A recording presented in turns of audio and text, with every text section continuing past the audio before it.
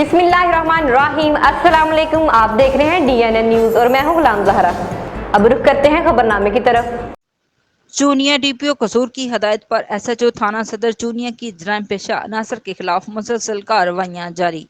आबद महमूद चीना की क़यादत में इनकी टीम ने रोड रॉबरी के मुकदमात में अरसा-दराज से मतलूब ए कैटेगरी के 2 खतरनाक इश्तिहारी मुजरमान को गिरफ्तार कर लिया।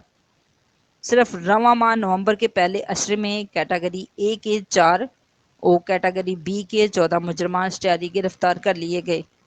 गिरफ्तार शुदा मुजरमान इश्तिहारी अमरान उर्फ जिला मुकदमा नंबर 326-23 जुर्म 392 तेपे थाना सदर चूनिया।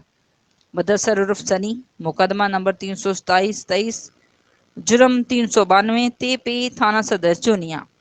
जराइम पेशा अनासर के खिलाफ बिला इम्तियाज सख्त कार्रवाइयों का सिलसिला जारी रहेगा।